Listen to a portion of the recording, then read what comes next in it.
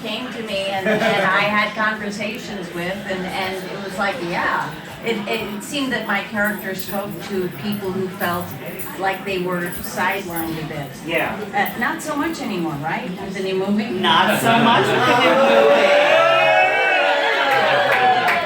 Now the times they are changing. That's well, right. I think part of the reason might be because the character that you're the intendant that you played, hearing your character, which is probably extremely fun for you. Yes, it when was. a character gets to break out and play like, a double type of thing. Tell me about that experience. Did you know or just get the script for that? Okay, so the intendant wore a rubber suit. That was big news. What you didn't get to see is me on set. The rubber suit squeaked. I don't mean a little bit. I mean a lot. So here I am trying to be sexy, and I'm walking out. Wouldn't that bother you? Yeah, my hole squeaks a lot, but I've never had a suit or had that kind of problem. Well, it was latex or rubber? It was It was rubber. Well, it's funny you say that because just recently in LA I went into oh my god, this is gonna just make me sound like a whore. No, I went to a rubber suit store right there on Hollywood Boulevard, and then she's oiling it, and then there's she's powdering it, and there's all this stuff that you have to do, and I have to be experienced with it. They just threw it on you, and you're like, I'm squeaking. We can't do this. I am squeaking. Yeah. It's like a big squeaky Everything, they had to add sound to everything I did. So and everybody else had to not laugh. Yeah. and then the crew you get so friendly with and everything, so there's all these jokes and then never let you live it down. Of course. Probably a very, very long day. What's the difference between your straight fans and your gay fans, do you think? I haven't noticed any differences. No. None at all. Really? None at all?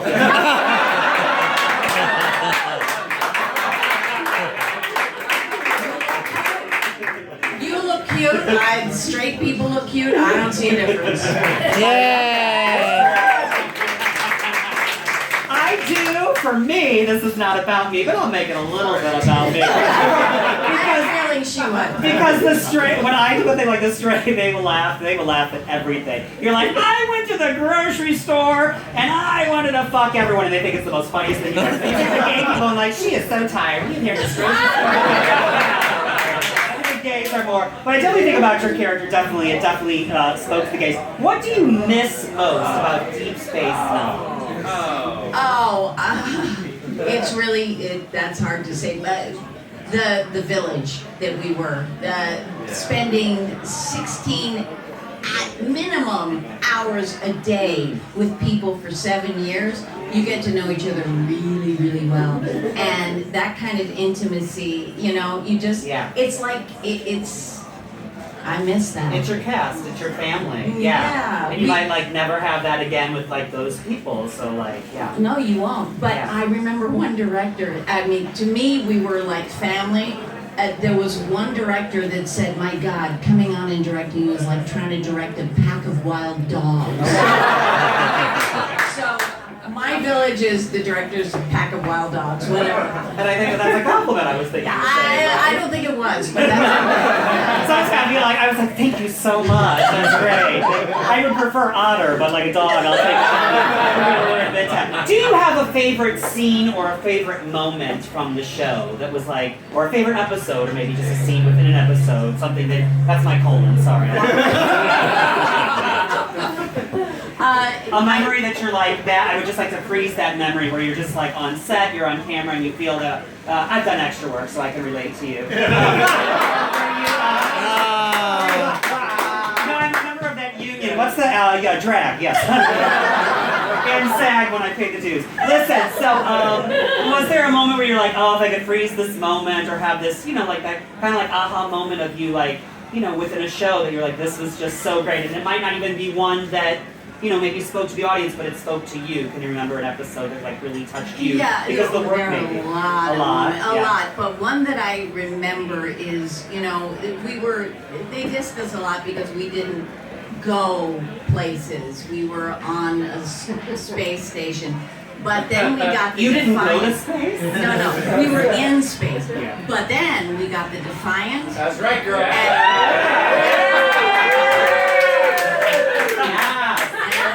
I got to sit in the captain's chair. And I remember Renee Auberjonois coming up to me and saying, you know, this isn't real, you're not really. And I just was like, I don't care. I'm in the captain's chair. That's right. Oh my God, that's amazing.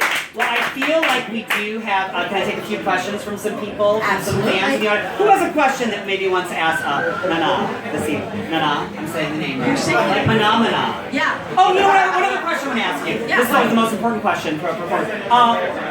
The role. How did you originally get it? The audition process, and were you just sent out for it? Was this something you pursued? How many auditions, callbacks, things like that? I was doing, this was at a time in Hollywood that I was doing like 4 or 5 auditions a day. Oh, good. So I would pack my car with the clothes of the day and just go out. And I didn't know. I thought I was auditioning for a guest star. I didn't really pay attention to what it was. I knew it was Star Trek. And then I read this character and I went, holy shit, I want to do this. Badly. And I went out and I got an ugly khaki green shift and I got Doc Martens. I knew that's what I had to wear. And I walked into the audition and I didn't speak to anyone. I just did it. I started. I was Major Kara. I just became Major Kara. And they said, come back and abuse Paramount like that. And I did. And that was it. It was 2 auditions. It was done. Oh my All God. right.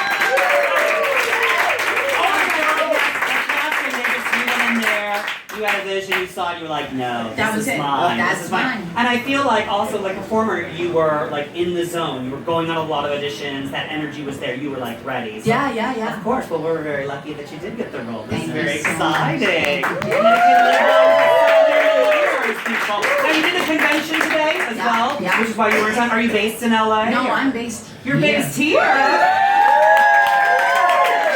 that's good to know because my Christmas show goes on sale this weekend. Yeah, we gotta be friends. Listen, I feel like we have questions from the audience that maybe I didn't answer. So let's go over here. Oh my God, this is my friend Hannah. She's Nails for Queens. She does nails for drag queens. And she's sponsoring one of my events. And she had, oh my God, come up here and show her because she's gonna love this. Look at her nails that she did. She did Star Trek nails this evening. Oh my God. Oh my God. Have you seen this? This is crazy. And she's actually sponsoring queens. Nice. But that's not why I called you. Okay, kind of. That's why I called you. What question do you have for her? 2 questions, actually. You only get one. I got Okay, it. all right. Well, the first thing I want to know is what was it like to work with Mark Malino as an obsessed woman? And then the second thing I want to know is if you have anything to say about how it was so major. It was so major. Yes. For you were the first. Your character was the first like woman in a position of that much authority in Star Trek, discounting, you know, the original Michael Barrett character, the original pilot, you know, that didn't happen. So, yeah, just your thoughts about like how that changed every Trek and every other sci-fi property that came after it. You know, it was a major thing. Well, starting So with those that two questions. first, Yeah. starting with Yeah. that first, Let me have to. it was tough at first because the audience was not ready for her. And I got called a bitch and I got called too tough and all these things. And it was interesting, I had training that just said, keep your nose down and do what you know is right and don't care what people say, which was great training. And that's what I did. And over the course of 7 years, she won people over. But you know, look, she had post-traumatic stress. Let's face it, she was a survivor, right? So, and if you go back to the series, that is exactly what was going on with her. So it was hard. To answer your question, it was hard to do a character that people weren't ready for. But now when I look back at it and I see 15-year-old boys coming up who just found it on Netflix going, I love your character. I love who she is. I think she's sexy. It's like, okay, we've come a long way.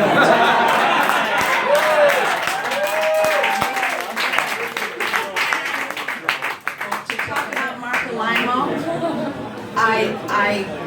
I'm thinking maybe therapy for you. Maybe. I ship the two of you. It's a problem, I'm pretty sure. I know it's wrong. Oh God, it's so wrong. But Mark Limo is a brilliant actor, Shakespearean actor. He's incredible. And this I loved. Well, first of all, I never saw him out of makeup for the first year, I think. Because he got to work first because it took longer for him to get into makeup. And the minute he looked like a lizard, I hated him.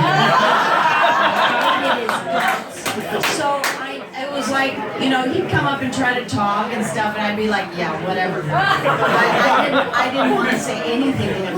And it took a year before I saw him out of makeup, and he was lovely, and he had a wolf. He had a wolf. No, not a half dog, half wolf.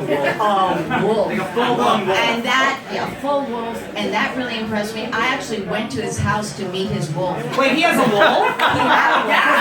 I got a bear waiting at home. He used to be an otter. Oh, Jesus. Look what you've done. Oh, my God. So you really had a pet wolf? He did. What an interesting character so this He week. was. That's crazy. Yeah. Let me ask you this to segue, thing about social media. You said you kept your head down. Is it difficult when you're on a show with that exposure to, of course you want to get wrapped up in the social media because it's such a fan-based show with hardcore fans over the years, and then many different versions of Star Trek and things that come out. But is it hard to, I want to look, but I don't want to look, because you don't want to take in any toxicity or negativity? Okay. That's a huge thing. No, that's hard, and I wouldn't look at a lot of stuff, and I never looked at the porn because that was too hard. I never looked at any of that stuff, and I understood a lot of it. Yeah, I know, that's right. But you have this moment where you can look back at like the 15-year-old boys and all that stuff. Oh God! Sorry, yeah. No, I mean, the moment that you said and stuff like that, it can live on in really great ways. That's right. I didn't have to deal with all that other nonsense. Sorry about the mic. I have my Nuva ring. It's like or maybe it's the binder clip. The real binder clip. Another question for Nana. Another question. Let me go to this side of the room. Yes. So you said that you would like to see Deep Space Nine as an opera.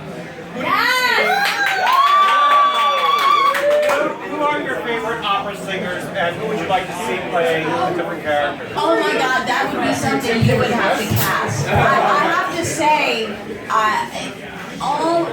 Avery Brooks could almost pull it off. He's got an incredible voice, so he could really almost do an opera himself. The rest of us, unfortunately, I'd have to recast me. I don't, that wouldn't happen. But, I can't imagine who would do it, but I think that it would be dramatically incredible. Just think of it. Just think of the space station, all those characters. It's so... The bar scene. The bar, come on. That is a great idea. It's a great idea. Because they did that Jerry Springer opera, that was not a good idea. That is a great idea. I'm telling you. I got a box of cash at home from my job. I'm gonna help produce this. I mean, the things I've done on a shoestring budget. Unfortunately, we have those productions on video. Another question from somebody. Way in the back, though. You there with the glasses. Come up here. Let me hear it so we can get you on video. This is for Vimeo. Go ahead. I would like to know, I remember an interview you did where you said it was very hard for you to leave the set when the series wrapped, and that, you can still access Kira all this time later. I was wondering, what does she mean to you now that, 15 years have passed since the show ended in the world today? How is your understanding of her, what she means to you all? Well, that's a really good question. I mean, I just said to Ira Stephen Bear, we were going on stage in Vegas, and I said, would Kara still be on the show today? And he went, oh God, I don't know, I don't think so. And it was like, she was a terrorist. She could be called a freedom fighter, but today is much more the world that Deep Space Nine was speaking to, for real. So, and it would be amazing if they could have the courage to have her TV now, but I'm not sure they could. So it's fantastic. It's on Netflix, and it's out there, and it's that lovely shade of gray that Deep Space Nine did so well. And what personally Kira means to me is that I can go in just about any country in the world, and I'm a club member. It's like I don't even have to speak the language. It's like throw my Star Trek card down. I got friends. Look at all of you guys.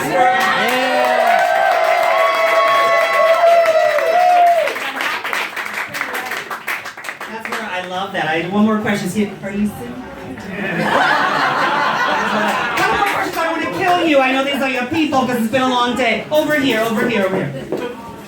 Hi, I was wondering, I was really interested when I watched Deep Space Nine with all the like religious stuff in the show, and I was wondering like what you thought of how the writers handled that, and also was it controversial at all at the time? All that, like the way they did all that in the show? I think it was controversial. I think the religious aspects were, there was a lot that was controversial about my character, and they fought through it.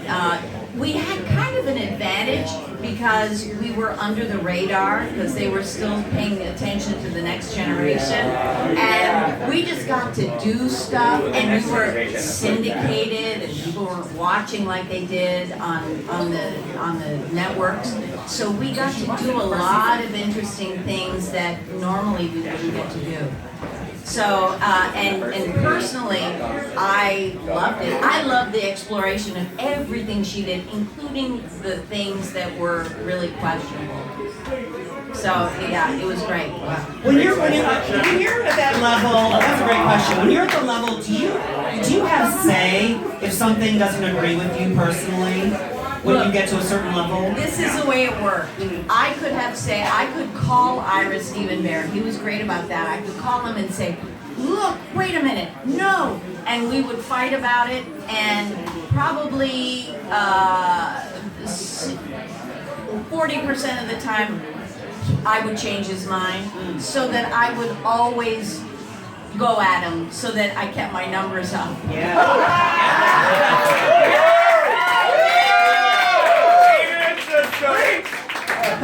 You better work. Conversation. Exactly. And hopefully sometimes win and come out ahead. Sometimes. I'm gonna take one more question. One more question. Hey. So I see a lot of Kira in your character from Fallout, which was great, by the way. Thank you. So I was wondering, kind of like bouncing off that question about what Kira means to you. Did you bring any of Kira? Is that just like a part of you, or is that part of Kira? I'll tell you how I thought of that character, and it's a owner of a dance company, director of a dance company, who really gets after this girl who wants to come out as gay. And my thought with her was, I always approach a character that she's not wrong. She doesn't think she's wrong. That she just has a specific agenda. And what I thought about this character was that she was gay and never came out. And so she just couldn't see anyone else do it, because if she hadn't done it, it must be wrong for her. So that's how I approach that character. That's a great question and a great way to end this evening. Now, thank you so much for your time, for being here.